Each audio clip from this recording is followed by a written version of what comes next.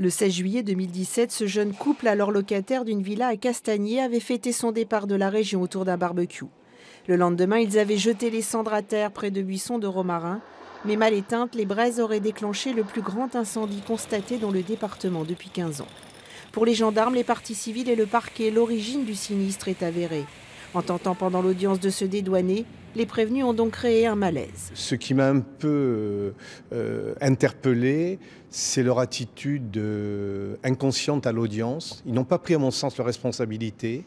Ils ne sont pas allés au fond des choses. Ils ont tenté de se soustraire à leurs responsabilités et à leurs obligations en tentant de créer un doute qui n'existe pas. Dans cette catastrophe, il est question de mise en danger d'autrui par imprudence et de destruction involontaire.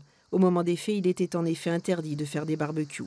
Le ministère public a requis 8 et 4 mois d'emprisonnement avec sursis et mise à l'épreuve, des réquisitions qui ont abasourdi la défense. C'est assez surprenant sur deux personnes qui travaillent, sont insérées professionnellement, n'ont pas de casier judiciaire, donc elles sont complètement aberrantes et je crois que j'ai pu réussir à affirmer ma colère à l'égard de ces réquisitions qui sont disproportionnées par rapport à la personnalité de mes clients.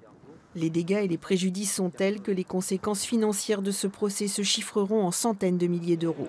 Pour autant, les victimes sont reparties hier soir un peu désabusées, à commencer par les Giovanacci qui ont entièrement perdu leur entreprise. Le jugement a été mis en délibéré au 6 novembre.